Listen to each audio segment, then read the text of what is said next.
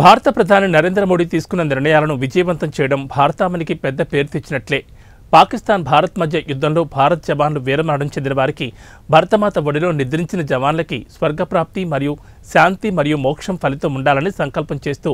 శ్రీశైలం మహాక్షేత్రంలో ఉదయం 7 గంటల 10 నిమిషాలకు మొదలుకొని 10 గంటల 20 నిమిషాల వరకు లక్ష్మీ గణపతి హోమం, నవగ్రహ హోమం, రుద్రహోమం, చండీ హోమం, మృత్యుంజయ హోమం మరియు పలు శాంతి హోమాలు భారత ప్రభుత్వం తీసుకునే నిర్ణయాల్లో సర్వం విజయాన్ని చేకూరాలని, జవాన్లకి మంచి బలంగా ఆశీర్వచనం చేస్తూ రైతులకు సస్యశ్యామలంగా పంటలు దిగుబడులు రావాలని, దేశం అంచెలంచెలుగా ఎదగాలని, దేశానికి ఉన్న చీడపురుగుల దరిద్రం వదలాలని పలు హోమ కార్యక్రమాలు విజయవంతంగా నిర్వహించారు. ఈ కార్యక్రమంలో స్థానికులు మరియు విద్యార్థులు, పలువురు ప్రముఖులు పాల్గొన్నారు. వారు శక్తి సామర్థ్యాలతో ఎదుర్కొని మన భారతదేశం సుభిక్షంగా ఉండాలని ఈరోజు మనము దృఢ సంకల్పంతో గణపతి హోమము, అపమృత్యు దోషాలు, భారత సైనికులు వారు శాంతి చేకూరాలని మనో సంకల్పంతో మన్యుసూక్త హోమము, ఆ తదుపరి నవగ్రహ హోమం చేయడం జరిగింది.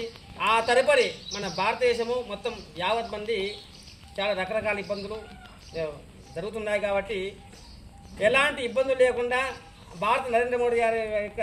నాయకత్వంలో మన నరేంద్ర మోడీ గారు కాబట్టి హిందూ ధార్మికంగా ఎన్నో మంచి సేవా కార్యక్రమాలు చేస్తున్నాడు. అందులో ఎవరు కూడా ఎలాంటి ఇబ్బందులు కాకుండా